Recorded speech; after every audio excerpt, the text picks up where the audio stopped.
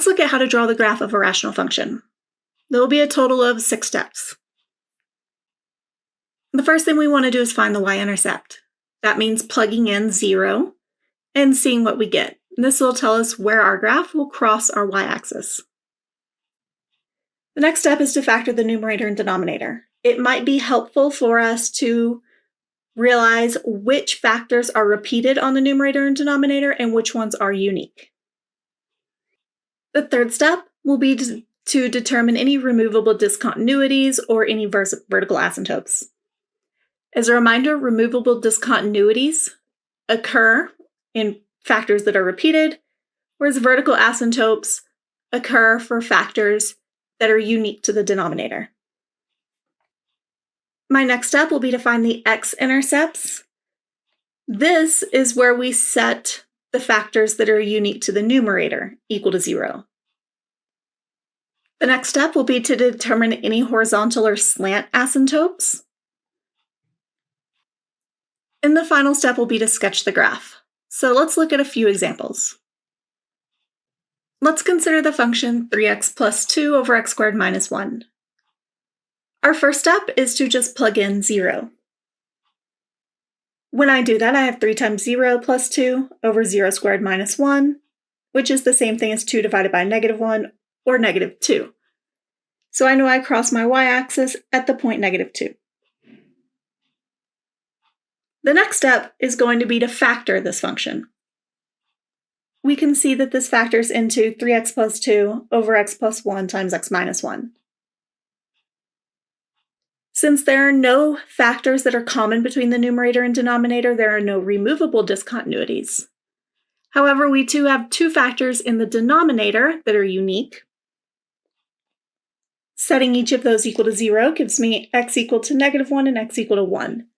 And these are going to be my vertical asymptotes. So we denote those with dotted lines at 1 and -1. To find the x-intercepts, I will set the numerator equal to 0. 3x plus 2 equal to 0. I subtract 2 from both sides and then divide by 3 to get x equal to -2/3. So that's approximately where I cross my x-axis is at -2/3. My vertical asymptotes actually break this graph up into 3 pieces. The middle piece needs to pass through the 2 marked points, but also needs to get really close to these dotted lines. So it'll look something like this. To determine the other 2 pieces, we need the horizontal asymptote. In this case, since the degree of the top is smaller, we have that y equal to 0 is the horizontal asymptote. There are still 2 things that could happen. This piece of the graph could go up like this or down like this.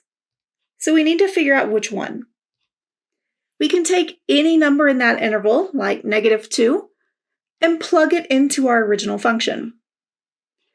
When I do that, I'm not so much looking for the value as the sign. If I plug in -2, the numerator becomes -6 plus 2, which is a negative number. And the denominator will become 4 minus 1, which is a positive number. A negative divided by a positive would be negative. So I know that this is in the negative range. If I pick a number like 2 and plug it in, both the numerator and the denominator would be positive, which indicates that this piece over here is in the positive range. Next, let's consider the function x cubed minus 9x over 3x squared minus 6x minus 9. Let's start by plugging in 0. When I do that, 0 cubed minus 9 times 0 is 0, and 3 times 0 squared minus 6 times 0 minus 9 is -9. And 0 divided by -9 is 0. So this tells me that this graph will intersect the origin. Next up, let's factor this. The numerator will factor into x times x plus 3 times x minus 3, and the denominator into 3 times x minus 3x plus 1. And it's important to note that the x minus 3 occurs on both the top and the bottom. That tells me that there's going to be a removable discontinuity at x equal to 3. I'm going to draw a little arrow to remind us that when x is equal to 3, we will have this removable discontinuity. Setting the other factor in the denominator equal to 0 gives x plus 1 equal to 0. Subtracting 1 from both sides gives us x equal to negative 1. And that will be my vertical asymptote at x equal to negative 1.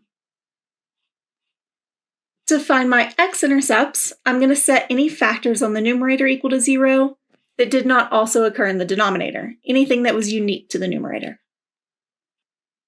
When we do that, we have x equal to 0 and x plus 3 equal to 0. This gives us x-intercepts of x equal to 0, which is already marked here at the origin, and x equal to negative 3.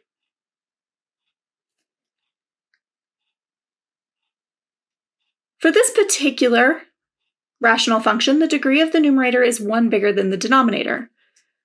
So in order to find our slant asymptote, we're going to need to divide.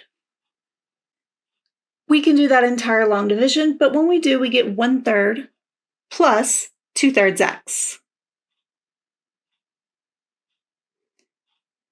So that's going to be about right here.